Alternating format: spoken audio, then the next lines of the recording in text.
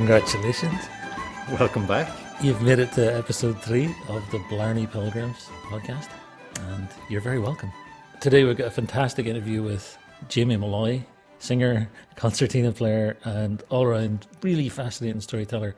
When I phoned him up to ask him if he'd do this, he didn't ask any awkward questions, which was great. He didn't ask us, like, what is this going to be? When's it going to happen? He just said, yeah, sure, I'll do that. And we ended up talking for like nearly an hour on the phone.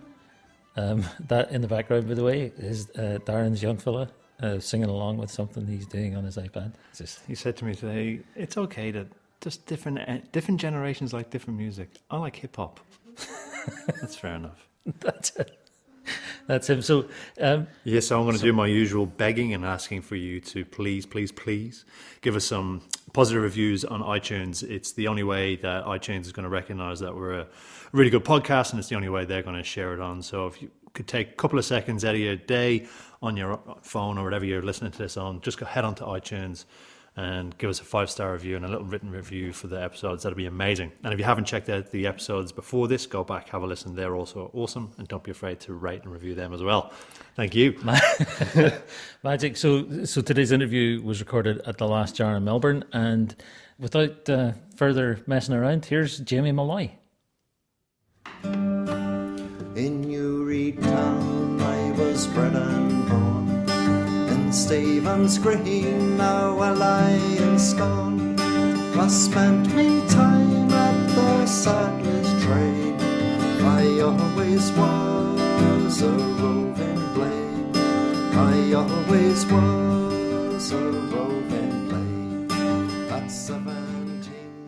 Yeah, so I learnt that song back in about 1989 when I first started playing concertina, actually, and a really good friend of mine lent me half a dozen CDs of Irish music, and that was on one of them.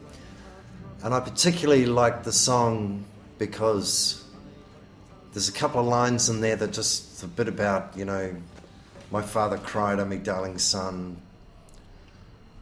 My wife, she cried, now I am undone. My mother tore her grey locks and cried. And I just kind of remember seeing my parents actually behave like that. Not to my behaviour, but to some of my brothers' behaviour when they were falling into bad times. And, you know, so right. That song just resonated. Yeah. It just did. It was an interesting one. When I first heard it, I went, oh, God, I remember that, you know, in my own family. You know, that's really interesting. I mean, does it often happen that does that draw you towards the song? That you, because there's a concordance between... Yeah, that sometimes... Yeah, definitely. Look, absolutely. So, like, I'm the keeper of our family history in my family. I come from a family of 9 kids. And so I've got just reams and reams of information and photos going back 120 odd years and lots of stories from my relatives, you know, including that little ditty I gave you before, you know. Mm-hmm. That all came down. I remember my dad sort of teaching us about that and go on, sing that for us again. If they ask you what your name is, you can tell them it's Molloy. There ain't no born to fame, there's no shame in an Irish name, me boy. They ask you where you come from, you can tell them friend or foe. From Killarney's lakes and fells, and the land where the shamrock grows. So when did the Molloys come to New Zealand, and where to? So my original ancestor, Joseph George Molloy, he came from the parish of St Francis, just north of Dublin. Mm-hmm. We think it was about 1846. Struggled to find the shipping records, but we know that he came over. He was a militiaman on one of the last ships to Tasmania, bearing convicts to Tasmania. He was, I think it was the 57th Regiment, the Lancashire 57th Regiment of Foot that he was in. They rounded them up and brought them over to New Zealand to fight in the Maori Wars in the 1840s. Now that was also famine times in Ireland in the 1840s, so you can imagine a young lad of 19 years old getting that opportunity. He was a tailor, and then he got that opportunity. It'd be interesting to know if he was pressed actually into that service, you know, who knows. But a great opportunity to get out of what was going on in Ireland at the time. And lots of other people leaving at that time, of course, it wasn't unusual. Mm-hmm. He arrived in New Zealand. We know he fought in the Maori Wars for 3 or 4 years. He ended up settling at a place called Te Koparu, which is up off the Hokianga Harbour in the northern part of the North Island. And we know he also only lived to about 51, 52 years old, and he died in the lunatic asylum in Auckland. And probably a result of what we now call post-traumatic stress. If you fought for 3 or 4 years in the Maori Wars, you saw a lot of pretty brutal stuff. They were serious battles. He had a big family, and a lot of that family ended up becoming... I know Uncle Frank. Uncle Frank was born in 1875, and I remember him. He... You remember him? I remember him because he died when he was 101 in 1976, when I was 13 years old. And I remember him specifically because he used to manage some timber mills, and he'd lost the middle 3 fingers on his right hand in the sawmills. And as a Christmas thing, when we used to go up to Auckland to visit my grandparents, he used to make all us kids shake his hand, which was a creepy thing to do, right? Because he was missing his fingers. And interestingly, that whole family were, apparently, according to my mum, they were all of very good humour. You know, they loved a joke. They used to have dances. When my mother was young, she got taken up there, up to Te Koparu for a dance when my father was courting her. And she told me not long before she died that when I asked her, do you remember when you were young going to dances and that? And she said, I remember being taken up to meet Joe's family when we were courting, and they danced jigs and reels up and down the hall all night. And those were her words. Yeah. You know, so that part of that family seemed to be quite social. They had a lot of songs. I remember my great aunts. I also remember my great aunt Rose. She was born in 1876. She was a Nocton. She was on my father's mother's side, actually. She was Norton. And she died on the night before her 100th birthday, on the eve of her 100th birthday. And I remember her telling me about growing up in Auckland in the late 1800s, because I used to mow her carer's lawn. She was living with a carer, my great aunt. Mm-hmm. Yeah, so there's a lot of stories like that. Right, yeah. Right. So do you want to take a run at that song again? Do you want this to be your first song, Newry Town? No, I don't actually. Okay. First song I want to do is the Curragh of Kildare, because it always reminds me of one of my aunties, actually. So I had 2 great aunts, Aunt Mary and Aunt Kate.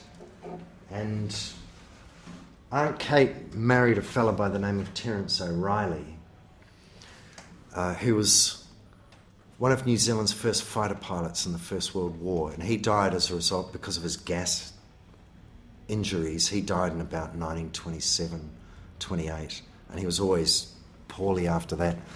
But Aunt Mary had a beau at that time, so this was in the First World War. And he went off to war and he never came back, but he was also never reported killed. And she spent the rest of her life as a spinster and remained faithful to her love for him. And I remember her singing this song when I was quite young. She used to sing it every Christmas because we'd have a family Christmas get-together. And she used to sing this song. And when she sang it, and as a young boy, I remember just the sense of sadness and loss that she evoked when she sang this song in her very old female voice was, I don't know, it was something that just grabbed me. And it's the only song I remember of them singing, although I know there were others, you know, like "Oh Tell Me Ma," they used to teach us that, and songs like that. And a lot of those songs just came down through the family. Mm-hmm. My father used to sing as well, but really badly. He used to sing things like "The Mountain of Morn," you know. When he'd had a few whiskies, he thought he was a really good singer, you know. Yeah. So anyway, alcohol works for most of us in that. Yeah, I think our confidence goes up quite a lot when we're had one or two. Confidence up and discernment goes down. It's only fair if you make sure everyone listening has the same amount of alcohol. That's a really good point. Yeah. I completely agree with you on that one. Yeah. But so this one's the Curragh of Kildare, and this one's for the arts. Yeah.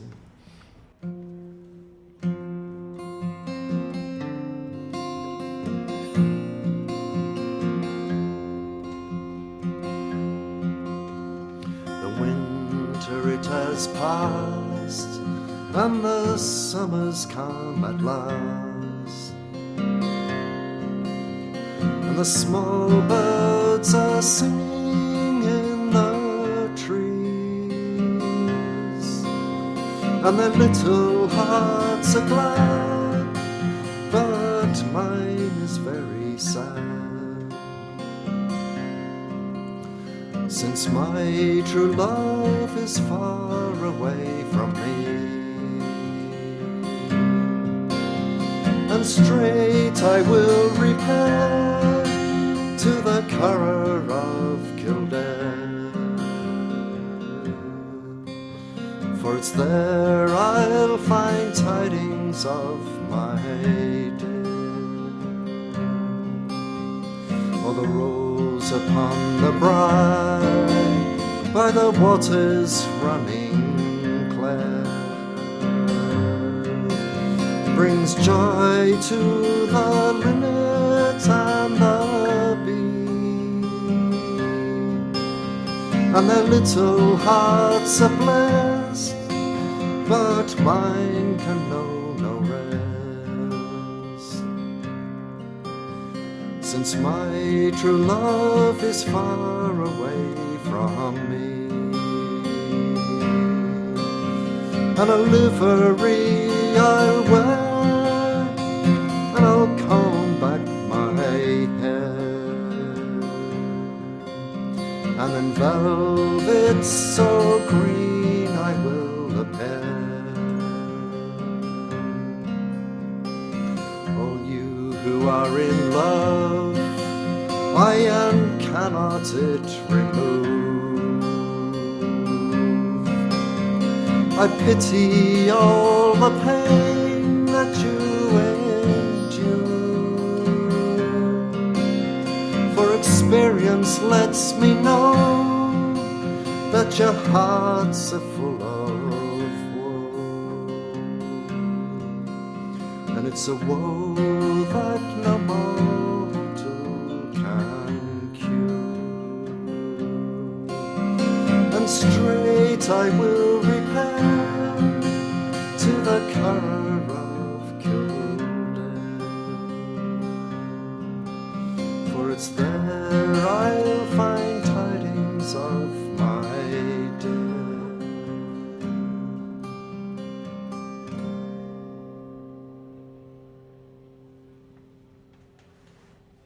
Fantastic, beautiful. So you sing that, and you look like you're gone when you're singing that. I mean, still takes you. Oh, absolutely. It's I think one of the things that I learned by being brought up around all my older relatives was the importance of understanding feelings while also understanding how it's really important to be able to manage those feelings to keep living. When my aunt used to sing that, my great aunt, Aunt Mary, when she used to sing that, she always used to say to us, you mustn't live in the past and dwell on the past. But actually, when she was singing that, that's exactly what she was doing.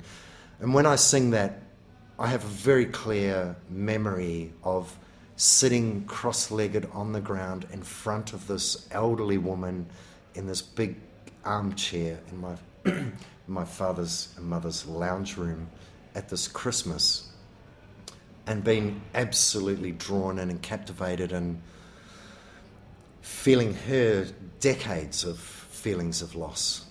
And, she was in her 80s when she was singing that to me as a young boy of 10 or 11 years old, And I've just always, I think that's always helped me understand the importance of finding feeling in music music has to have feeling for me, evoke feeling. So when did you start singing those songs? Did you ever get a chance to sing too, or when did you revisit them?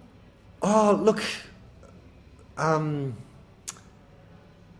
with that one, I never really started singing that one. I always had it in my head as a teenager, but far more interested in other things as a teenager.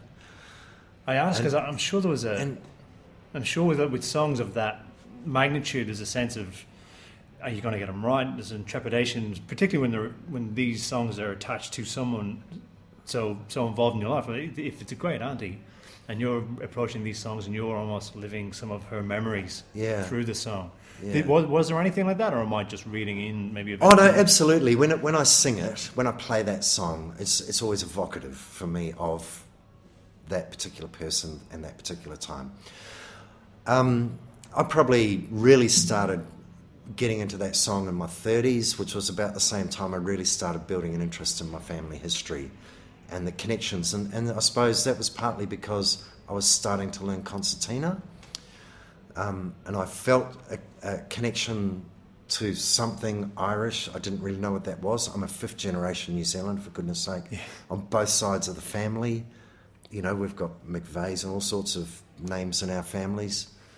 But particularly started learning Irish music about then, and that's when I started to realise that actually in my own family there was all of this music that had actually come down through the generations. It was just passed on. And I never really realised the value of that when I was a kid or a teenager. I remember being captured by it in a completely innocent and, way that had no judgment or anything. I just remember thinking, wow, that's pretty amazing. I don't really know why or anything like that. And so I remember in my 30s when I started singing that song more seriously for myself, that's when it really started to, had meaning for me. As to whether or not I get it right or not, no, I've got no problem with that at all. Yeah. If it's slightly not right, that's cool with me. I'm sure she'd be forgiving. But since then, I've had a lot of nights where I've sat around playing guitar and singing a lot of old traditional songs with my aunties who are still alive. I still have my mum's sister, she's 93. She's still alive, and whenever I visit her in New Zealand, I take my guitar and we sit down and sing a few Scottish and Irish songs together because she loves it, Great. And she knows the songs. So whereabouts in New Zealand? Where? So I was born in Hastings in the North Island on the East Coast. We have very strong connections through my mother's father's family in that area. So James Wood, he came out in the early 1860s, and started the first newspaper in Hawke's Bay. In fact, the first newspaper there, it was called the Ahuriri Advocate, which was a political broadsheet advocating for separation of Hawke's Bay as a province from the government of Wellington. Oh, yeah. So a bit of politics going on there. And then he started the Hawke's Bay Herald Tribune, which only closed in 2006, that newspaper. Mm-hmm. So we have photos of him. So I was brought up there till I was 10. Then we moved back to Auckland. Both my mum and dad were from Auckland.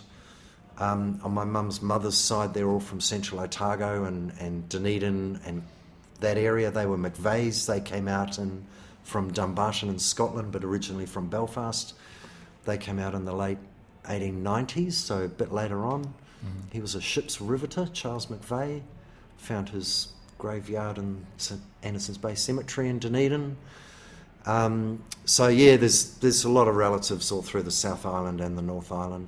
On the Molloy side, there are Molloys through the north of Auckland and that area, all over the place. So when you start connecting with the music a bit in your late 20s and 30s, is there a space there where you're less interested? It's just not part of your life. You're just doing other things. Yeah, absolutely.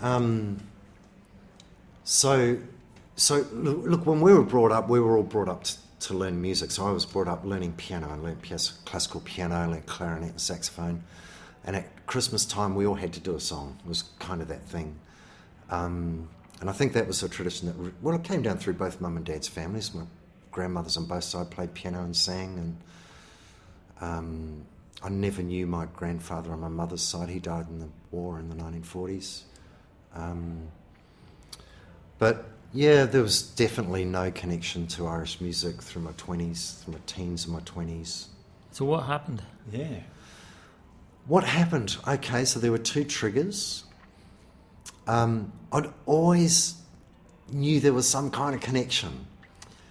In about 1984, I went to Fiji, actually, on an old square rigger, sailed over there. And I was looking for a yacht to work on as a crew member to come back, and I got on this boat with this American guy, and the boat's name was the Irish Rover. And this guy had American-Irish ancestry or whatever, and he played a lot of kind of Foster and Allen sort of stuff. Played a few jigs and reels as well. I don't know what the stuff was. It was back, this is a long time ago now.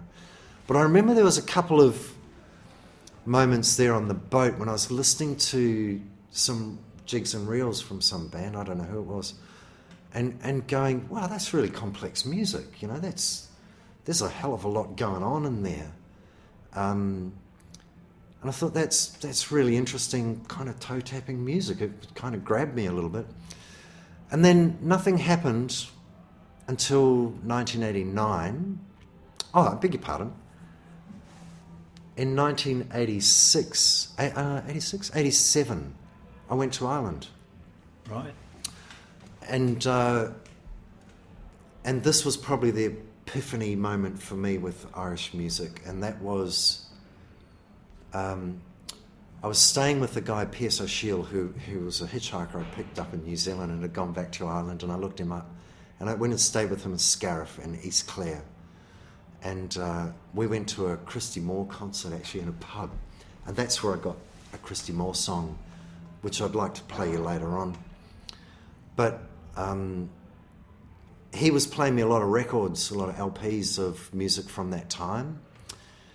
And again, something really grabbed me there. There was just something very, very deep. I can't explain it. His house was a very old stone cottage. There was a woman living there as well who was going through some terribly difficult times, and I remember Pierce putting a record on, and there was a song, I can't remember what song it was, but she was in tears. I'll never forget standing behind this woman. She was silhouetted by a window that just had rain coming down on the window, holding the bench and in absolute tears, bawling her eyes out about something. And I had this song going in the background, and this was going on in front of me, and I was just absolutely torn at that moment with the depth of something there, with the music, the moment, and all of that. And I can't really explain it. It just was a really deep moment.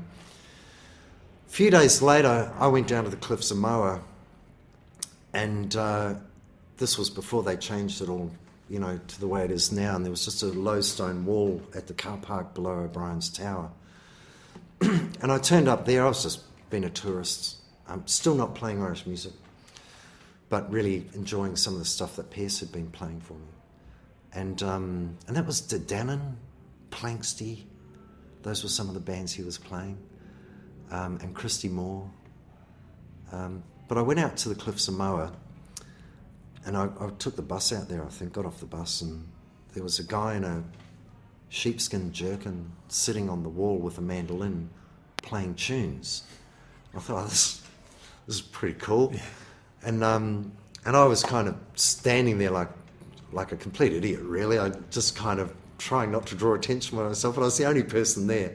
And he was sit there with a cigarette in his mouth, quite a rough-looking guy, playing these tunes on his mandolin.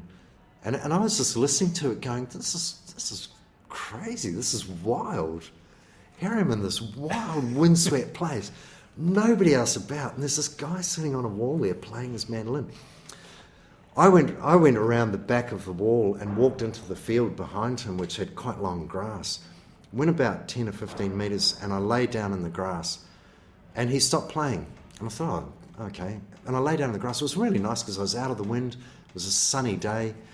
And, there were butterflies and bees and insects all flying around. It was really lovely, and beautiful blue sky. And I kind of fell asleep, I think, and then a bus would arrive of tourists, and the tourists would all get out, and he'd immediately get his mandolin out and play again, right?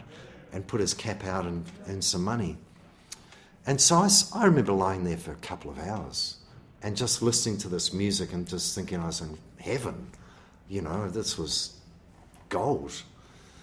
And and then after a while I got up and I went up to O'Brien's town. I bought a tin whistle.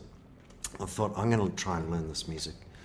And I bought a tin whistle, and then I wandered off. This guy had since gone by the time I came back, and I wandered off down the cliffs of Moa, and I found a little spot, and I had some tunes in my head from somewhere, I don't know where, and found them on the whistle, sitting on the cliffs there, and I'll never forget that moment, just with my ass on the ground, just having lain in the grass there, you know, with all of this activity of music and insects and life around me, and just being, and that was it.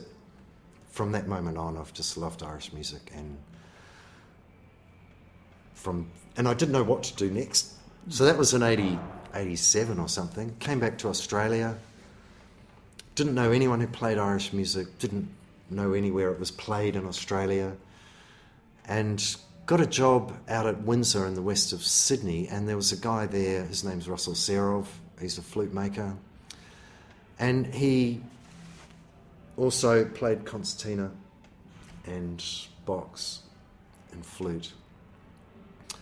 And I just got talking to him about Irish music one time because I noticed he had some CDs next to his computer. He was our IT guy, and he had some CDs of Irish music. I went, oh, what's that you got there, you know? He said, oh, this and that. I said, oh, that's cool. I said, I really like the Irish music, but I don't really know much about it. But I've been trying to teach myself whistle. I bought one of those. Is it Sudlam's? Sudlam's, yeah. Yeah, Sudlam's. Yeah, Sudlam's. Those books, yeah. Classics of the... Yeah. Tin whistle tutor. Seriously? Yeah. And that's all I had. And I was teaching myself and... With the wee drawings, the cover this many holes. This many holes. Exactly. Yeah. That's the one you're always reading, is it? In the car. Yeah, go on, sorry. So anyway, you never stop learning, right? So absolutely. That's funny. So can I ask you something? Just with that, we've only been gone a little while, but you're an incredibly visual person. So when you speak, you definitely put images in my mind very easily. So I can see these stories you're talking about. Is that something that are you a visual person when you go to music to learn or to try to find a new song? Or yeah, absolutely. Yeah. I guess by way of explanation, I've been teaching people about the Australian bush for 30 years, and I've been very lucky to get a lot of ways of seeing from Aboriginal friends. So, a tree is not just a tree that has to be identified in the whitefellas way. It can be a source of tools or have a lot of meaning. So I've learnt, I suppose, to see things in a lot of different ways. And for me, the environment that I live in is very evocative. The music that I play is always evocative for me of a place or a person or something like that.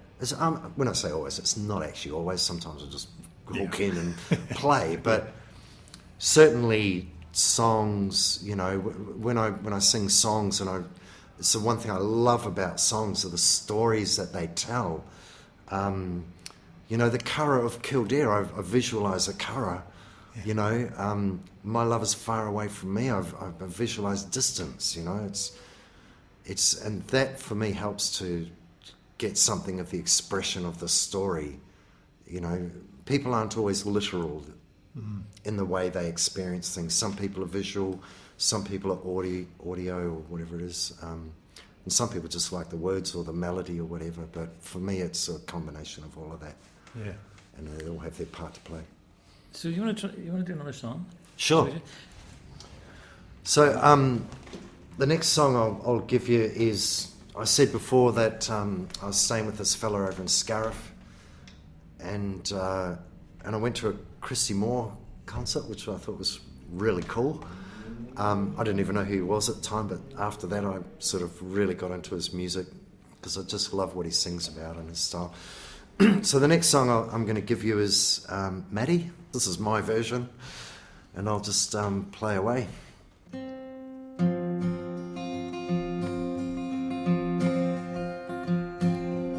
Matty went out on a frozen night. He was making for the pub, shoulders hunched up tight, his head down on the railroad track, and his old Tardelia sat knowing him back.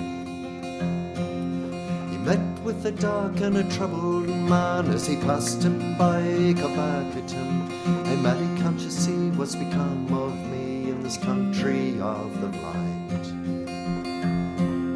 The house I've left is dead to me rhyming and me poetry. All I've got is a beat on the stagger heading down the Curragh line." But Matty passed by as quick as he couldn't stand such a crooked man sober. All he wanted was the lights of the bar, the Nightingale and Wild Rover.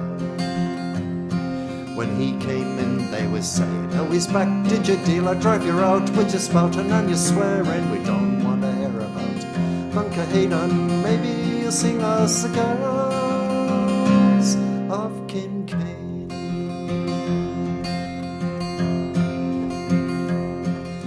The foreign tea eyed him sturdily as he handed him a pint of porter. Said, "You must have seen the bishop's ghost tonight to put the dry look back in your eye." But Matty would not be taken in by their jibing and regaling. He found himself a fresh blown crew, fell in with the spotting and the bailing. As he was going home from the very same spot, he met with his dark familiar. He seen him coming back down the line. He was bright and strange and fine. As he passed him by, Matty threw out his arms, tried to grab hold of his likeness. In the morning they found his frozen corpse at the butt of the Curragh line. At the wake they were lashing out the old drops of brandy, the old-fashioned habits in the church they were lashing down. Pounds and fivers, so Matty would be fine in the old by and by.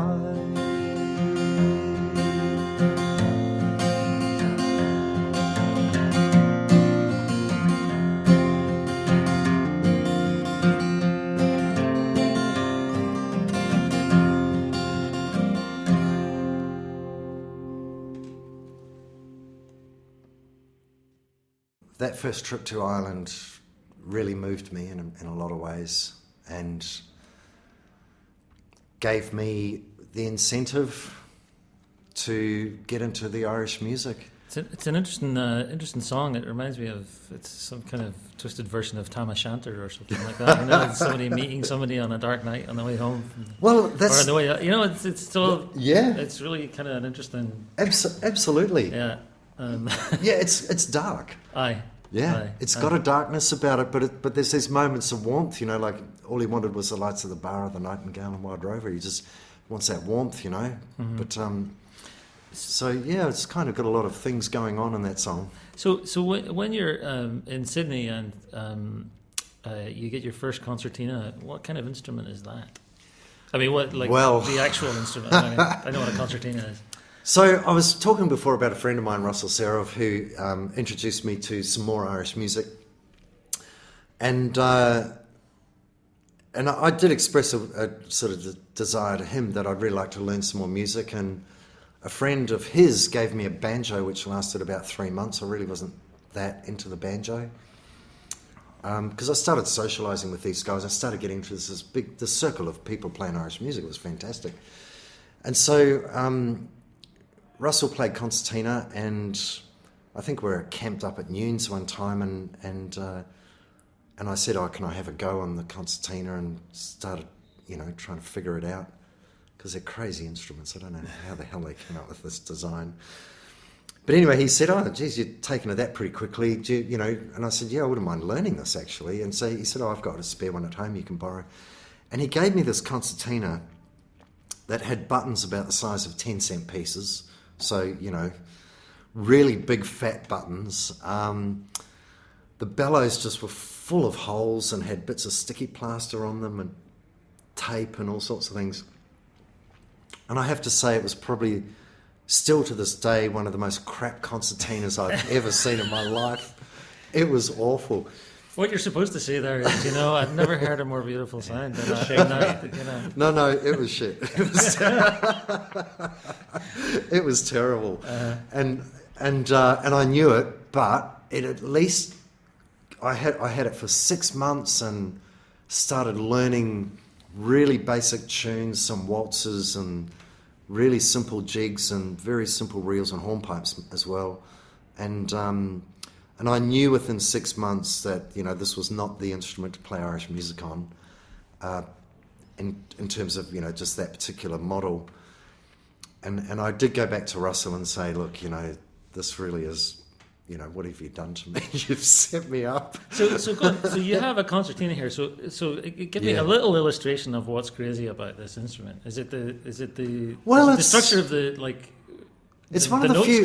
It's one of the few instruments that demands a bit of ambidextrous sort of thing going on, in that you've got a kind of equal thing going on both sides. So you've got the instrument itself, you've got the bellows movement, push-pull, which happens both sides.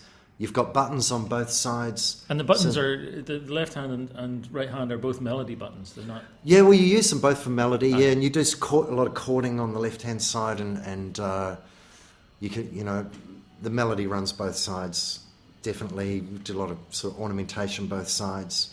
So in that sense, unlike a guitar where you've got one hand, doing the fingering down there and strumming with the other one, which are quite different actions. On the concertina, you've got very similar actions. So I think I must talk to other concertina players about this, and perhaps there's a psychology involved here somewhere, but in terms of left brain, right brain... That's just what I was thinking, yeah. It's just it's really weird. That really makes it... It's a weird instrument, I reckon, but it's the most beautiful instrument as well. It'd be interesting to think that the fact that you've got this...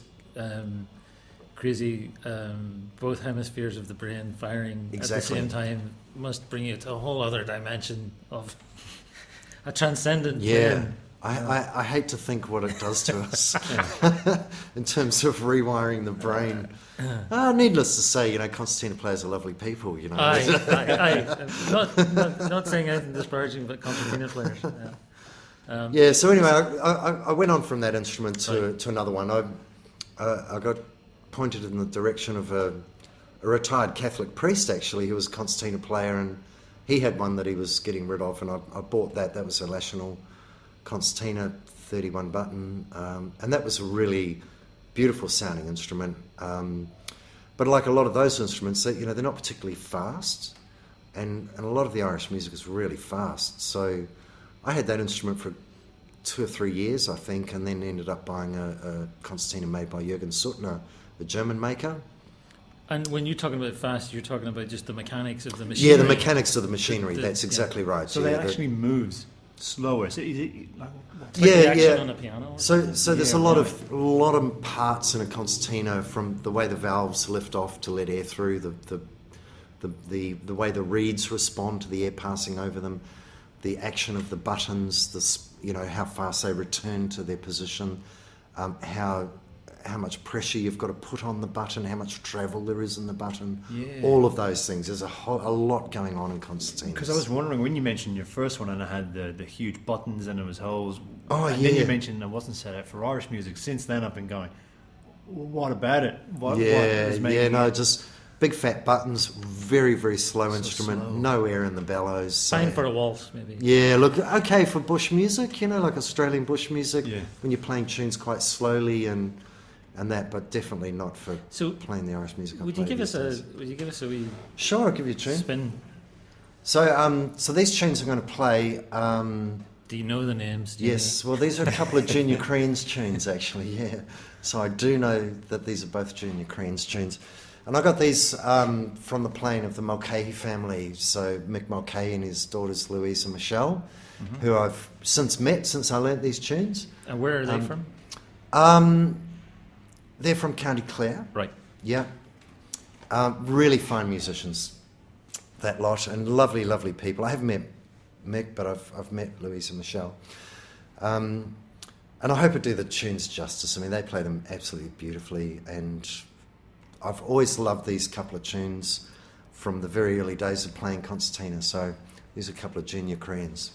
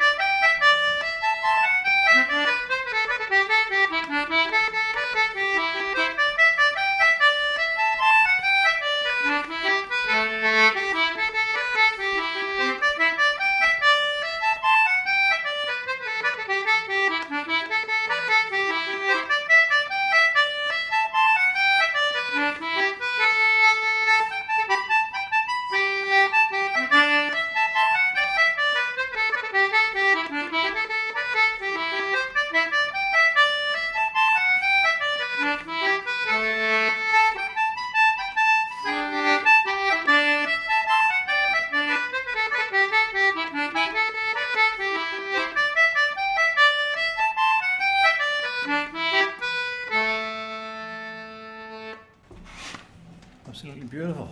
Fantastic. Yeah. Thank you. Look, actually, I went off. I started going off on a bit of a strange tangent. I think you've had some effect on me visually. Anyway, I'm being very very visual tonight. You mentioned whatever you do at work, you work in the Australian bush, or you mentioned that, and it's given you an insight into maybe a looking from a Indigenous lens to some extent. Only a little bit. Okay. I would not claim to.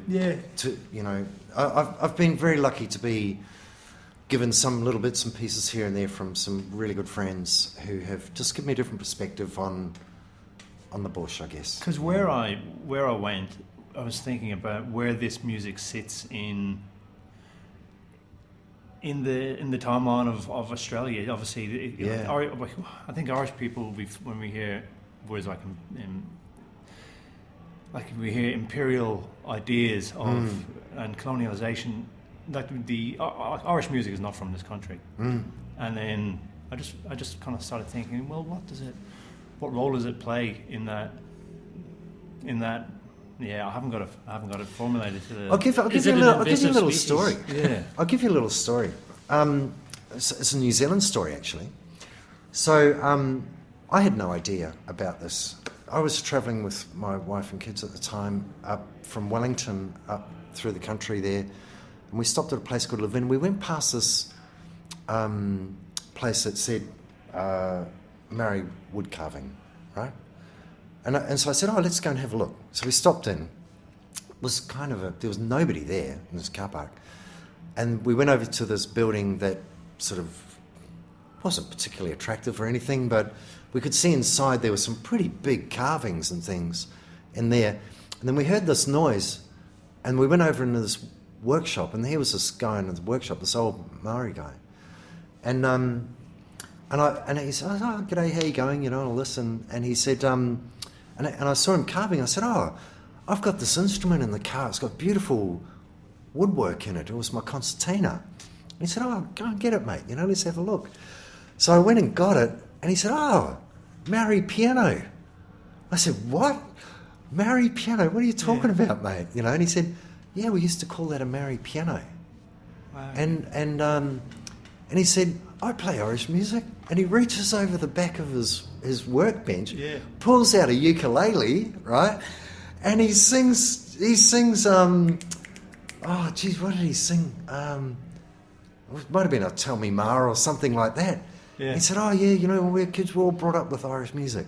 I'm going, far out, you're this Maori guy, master woodcarver. He was a master woodcarver, famous New Zealand Maori woodcarver, you know, and here he was talking about the Irish music. Now, there was since a book written by Dan Worrell, this American guy, about the social history of the concertina. Wow. There's 2 volumes of it. And only 2. Yeah. Yeah, you don't want to go overboard. And he writes in New Zealand about the concertina being known as the Maori piano, and how when it arrived in New Zealand in the late 1800s, Maori people took it up and actually started using it in some of their ceremony and their protocol on the marae. So that was a really fascinating thing for me about that connection. So when you say, Irish music isn't part of Australia's longer history,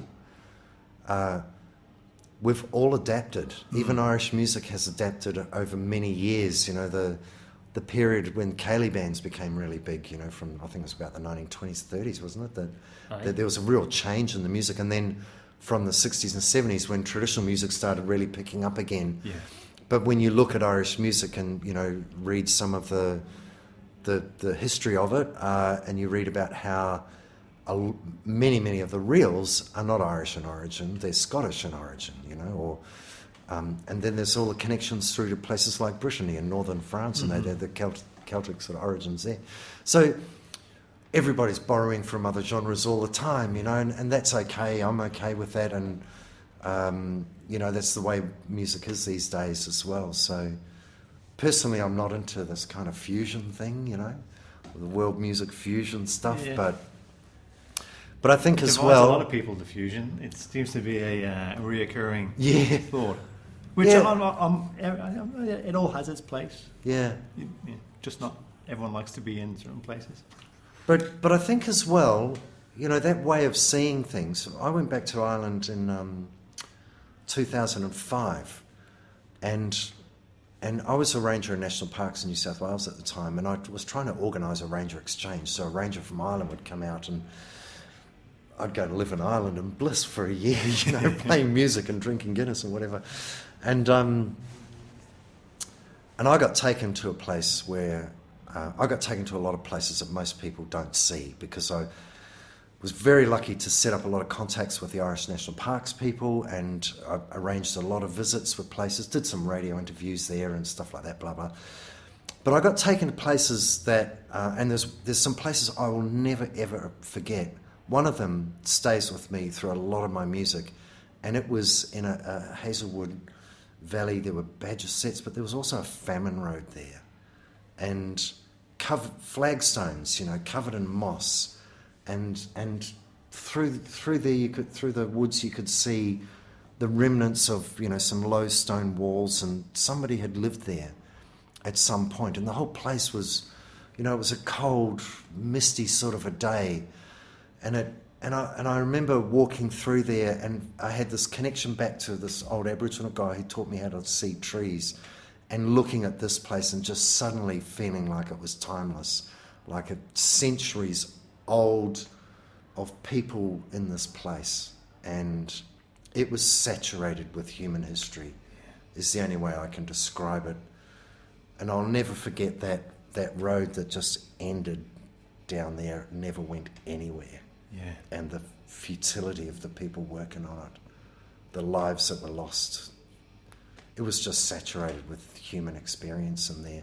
So sometimes when I'm playing and it was dark, it was a really dark place, and sometimes when I'm playing tunes, that place always comes back into my head, So connection between, Indigenous people of Australia, for me, back into a place in Ireland, there's connections all over the world. Yeah. We're all connected. And then you mentioned your ancestor coming to New Zealand to fight in the Maori Wars as well. I mean, which is another whole thing about the notion of the Irish as a colonised people becoming colonisers or becoming tools of the colonizer. I don't know how you want to describe it, but it's just it's complex. The whole thing is very complex, and how do you deal with the reality of that?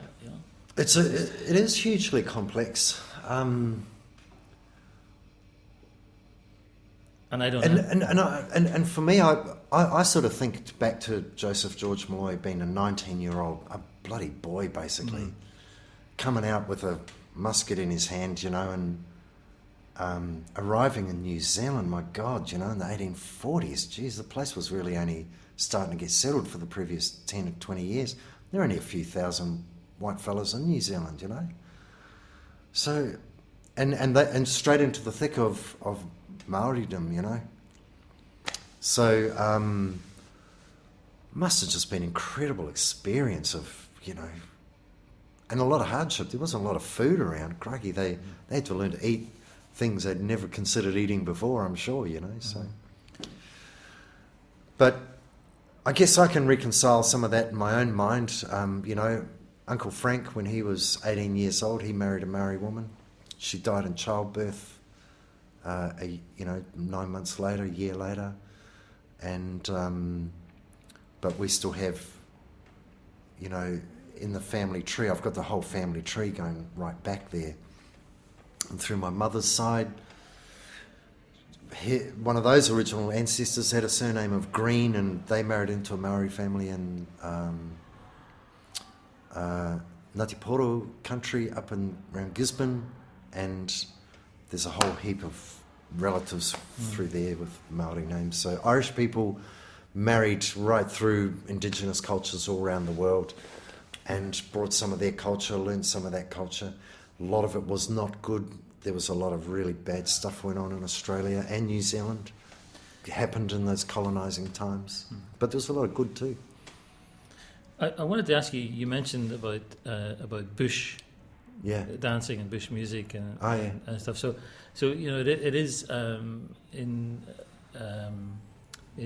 most of the people that we've been talking to, they mention this period here in Australia from, I don't know when it would be, the 80s, I guess, mid-80s, is that about right?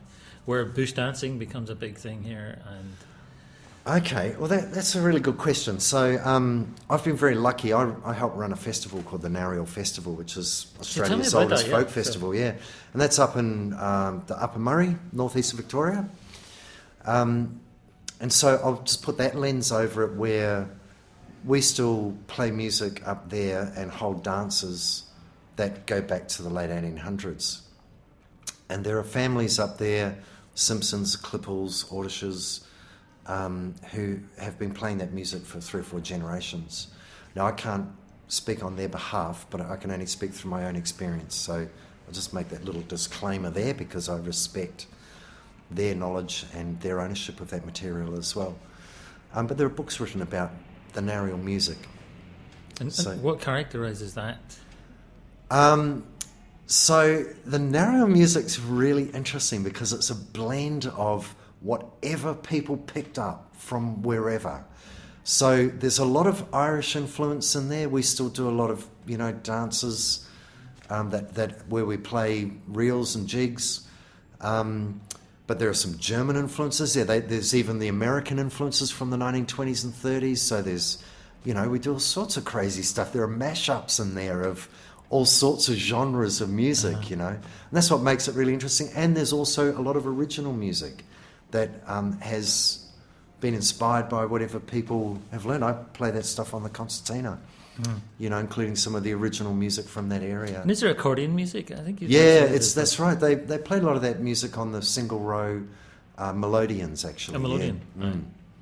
In C, in the key of C. Melodeon. Yeah, melodeon, yeah. Melodeon. Yeah. So, and those bands, I think in the history of that music, people were few and far between in the 1800s. And people travelled, they didn't have TV, they didn't have any electricity. And so music and storytelling and conversation were a very big part of the social fabric of their lives. And food and cooking and all of that, because it was all about survival. And the social aspect was all about survival of families as well. So music, really important part of that early social fabric. In Australia, I think there's an incredible history, and still alive today, of this evolved Australian bush music. There's some amazing bands around, and they have electronic keyboards in them now and drums and whatever, but they're still playing, quite faithfully, the old dances. It's all based around the dancing. In the same way that Irish music is actually all about the dancing, really. It's not just about the tune, it's about the dancing. And so it's the same with the Australian bush music. That is all about the old-time dancing, traditional dancing. So there are things like the gypsy tap, the Pride of Erin, the Lancers, all of these things, progressive barn dances, etc.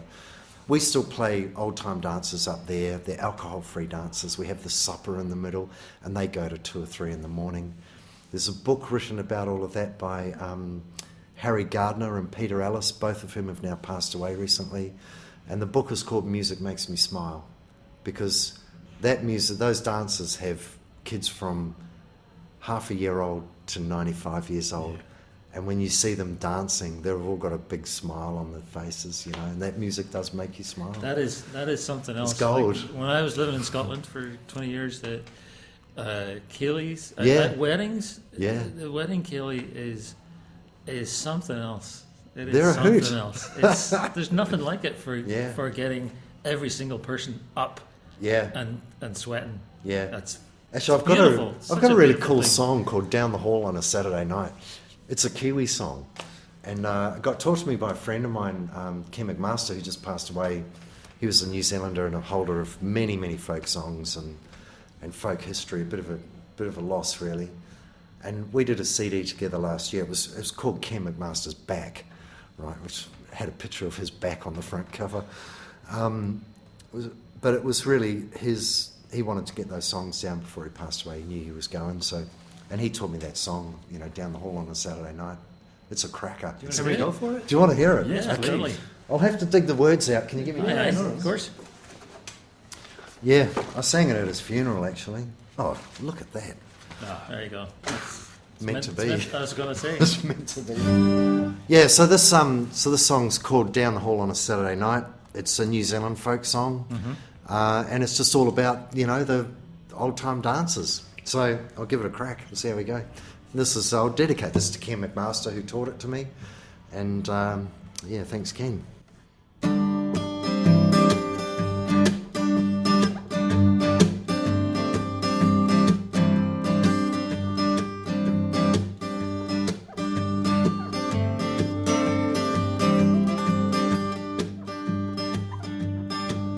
I got a brand new sports coat. Got a new pair of grey strides. I got a real Kiwi haircut, a bit off the top and short back and sides. Soon as I've tied up me goorie, soon as I've swept out the yard, soon as I've hosed down me gumboots, I'll be living it high and living it hard. I'm gonna climb onto me tractor, I'm gonna belt her right out of the gate, 'cause there's a hop on down at the hall and she starts sharp somewhere about 8:30. Look at the Sheilas cutting the supper, look at the kids sliding over the floor, look, and great big bunch of jokers are hanging round the door. We got the teacher to bash the piano, we got Joe from the store on the drums, and we're slick as the orange in Auckland for hooping it up and making things hum. I had a Scottish with the tart from the butcher's, I had a waltz with the constable's wife, had a beer from the keg on the cream truck, and the cop had one too, you can bet your life. Yeah, it's great being out with the jokers, when the jokers are sparking and bright, and it's great giving cheek to the Sheilas down the hall on a Saturday night, down the hall on a Saturday night. Very good. Talk about being visual, man. You definitely you set a scene. I love it. Laterally, you've been involved in a project called the Good Girl Project, right? Which sort of draws on a lot of these historical interests that you've been talking about. Yeah, I should say we're in the last jar, and it's Wednesday night, so you can hear from downstairs. It's a lovely sound. Great music. It's a lovely sound, Dom. It's a fantastic session. It reminds me of that story about J.M. Synge going to the west of Ireland and hearing. He said he heard the authentic voice of Irish people talking through the floorboards of the boarding house where he was staying when he went upstairs to bed. But, so anyway, there you are. So back to you and the Good Girl Project. So it does draw on your kind of historical interests, right? Yes. And so can you tell us a bit about how you became involved in that work? Sure.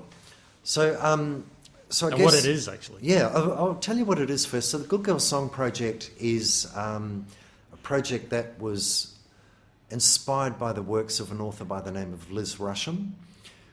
She wrote a number of books about the stories and the context of young women that were brought out to Australia in the 1830s. They were sponsored to come out, so they were free women. They weren't convicts. And that's a really important point. Because if you can imagine the 1830s in Australia, it was full of convicts. Times were hard, really hard. It was an establishing colony. So these young women were sponsored, often by the parishes that they came from. They came from Ireland, Scotland, England. There were ships that came out from Cork, from Gravesend, and places like that. And they came to Tasmania and Sydney, principally. I got involved in that project. A friend of mine, Helen Begley, has written all the songs. And she had been performing those songs with a very fine singer by the name of Penny Larkins for a couple of years. And she called it a song cycle, but she wanted to see it evolve a little bit. So she rang me up and said, I need a man in this Good Girl Song Project. So when she described it, I went, what do you want me for? You know, I'm not a girl. It's a Good Girl Song Project. It's about the women. But she needed someone to be the foil, if you like, the patriarch. So I got the job as the bloke. But she also wanted the sound of the concertina behind some of the songs, which was really interesting. She also got another person involved. That's Penelope Swales, who's a whistle player, singer, guitarist, fine musician, songwriter. Just recently won Songwriting Award this year at the National Folk Festival, actually. So good on you, P. Helen brought the four of us together, and we all kind of contributed under Helen's direction, and we've now got this production that we've been performing at various festivals around the place, telling the stories of these women, and many of the lyrics, much of the spoken word that we do. So we get dressed up, we're frocked up in costume of the time. We have some spoken word. We act out some stuff on stage, and we have a lot of music in there. And a lot of the material that we use is original from that time. So they are words from the letters that these women wrote back home, or words from the advertisements that were plastered onto, walls and things, trying to find women to come and do this stuff. And they were coming to work, and so, well, this is really interesting because for the women to get passage, they had to pay. And so the government sponsored them half of the passage, and then they had to find the other half. For some of them coming out, it was getting out of the workhouse. So this was the biggest opportunity they had in their lives. They had no idea where they were going. They might as well have been going to the moon. They were going to Australia, and completely foreign country. There was a London Immigration Committee was formed. The women who went were aged between 18 and 30. They were unmarried women or widows, and they had to be of good health and character. That was really important. There was a reception when they arrived, but there is the final part in our show is actually about how they arrived to 2,500 men on the pier waiting for these boatloads of women. At the time, one of the purposes of bringing these women over was to balance the equilibrium of the sexes. And I'm giving you some lines out of the performance, actually. So, the great object of importing young women is to restore the equilibrium of the sexes, to raise the value of female character, and to provide virtuous homes for the labouring classes of the community. So that was the purpose, and those are the original words from that time. So they came out and ended up being into all sorts of professions. We don't know a lot of the stories of what happened to these women, but some of them, there's in Melbourne at the moment, there's an excavation going on where the Jackson Hotel is, on the corner of Swanson Street and Flinders Street, and they've excavated the footings of the school there. The woman who set that up was one of these women. Right, so there's one story. They were farmed out to families to work as housemaids. Some of them went on to establish businesses. They were actually an incredibly important part, in my view, of developing Australia's economy at the time, because they were free women. Many of them established businesses in millinery or all sorts of things. So they were an important part, and they're an untold part. As Penny said today, we did a showcase today for Regional Arts Victoria this morning, actually. And as Penny said today, one of the really interesting things about this show is that it's actually telling those women's stories. And she said, men's history is written down, but women's stories are told and are spoken about. And that was, I think, a really interesting comment that she made. And so this show is actually bringing some of those women's stories out to the audience. I'm incredibly proud to be a part of this show, because Helen's songwriting is just absolutely beautiful. It is evocative as well. Yeah. It's an amazing piece of work, and it's the only performance, I'm going to spruik it a bit here, but it is the only show that I know of that consistently gets standing ovations at folk festivals. Now, usually folkies can't be bothered standing at the end of a gig, but this show brings people into a lot of emotional spaces. So it does. People are really moved by the show because it's very powerful.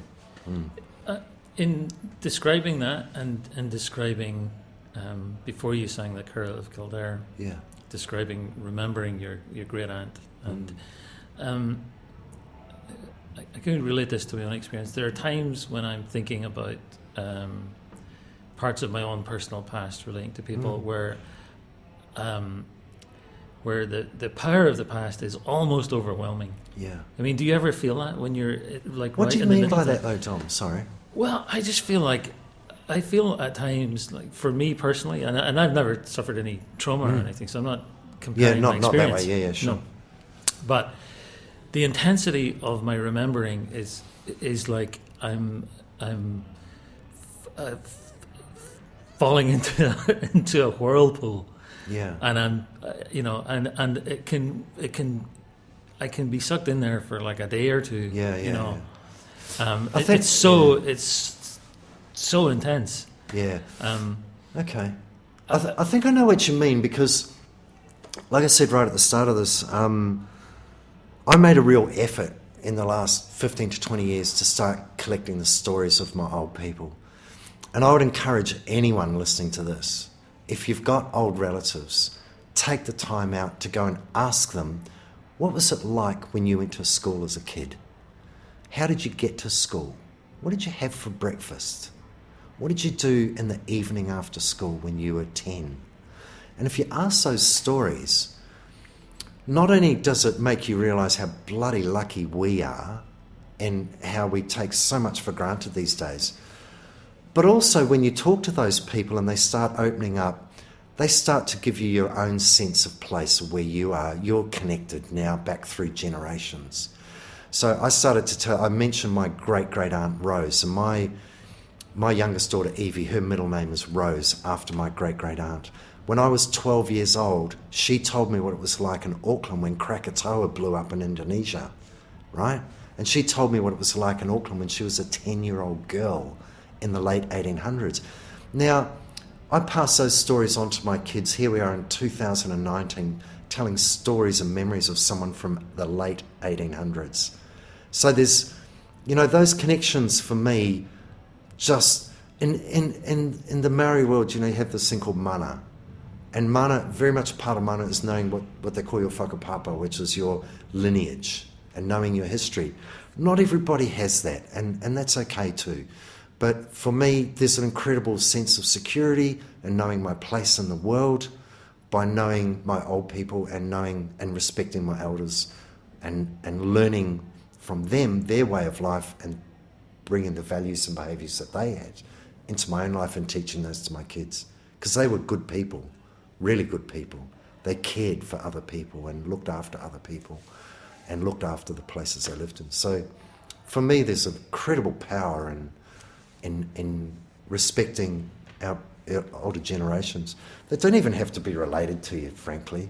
It's just taking the time out. Their time isn't long and their memories will go, but you can learn a lot from them, and that's actually what tradition is about, isn't it? Passing on the tradition, yeah.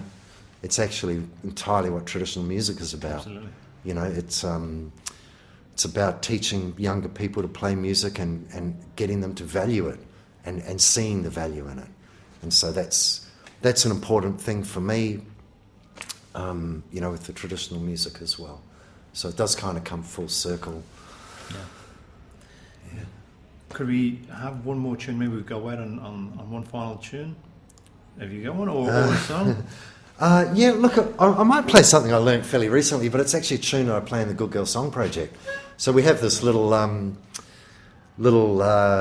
part in there where, we talk about what the women did on the boat, and it's actually about a young woman was writing home and saying, in one corner there are girls talking about, the scandals on the boat of the sexual exploits of some of the women with the sailors, because there was that stuff going on.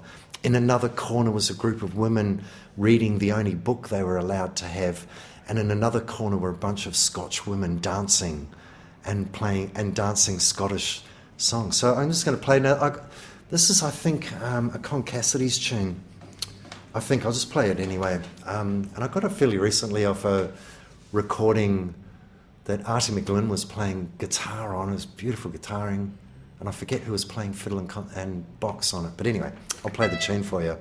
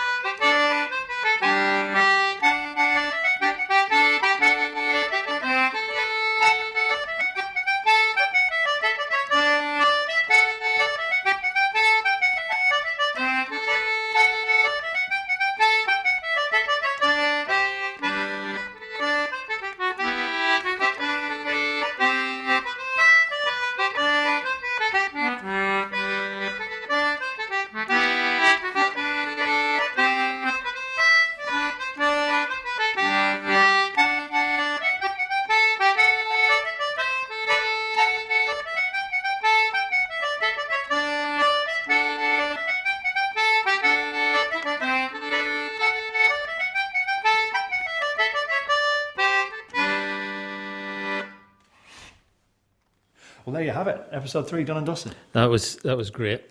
Look, end of the podcast. Just going to remind you, please leave that 5-star review. I'm sure you probably got lost in the interview. I know I did when I was actually chatting with Jamie. On top of that, Facebook, Instagram, all the kind of places that these kind of things live. Come follow us, make us feel like we're doing the right thing. Quick thanks to the Last Jar in Melbourne for putting us up. Yet again, giving us the use of the room there. Thanks to Chris and to Brian and everybody there, and to the musicians on the Wednesday session, who are all very supportive. It's just a really interesting, fun place to be on a Wednesday night. And there's not a lot of places you can say that about. And that's it. Thanks again to Jamie Molloy. Catch you next time. See you next time.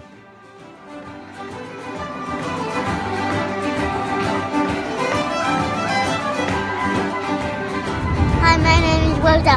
I'm gonna eat an apple.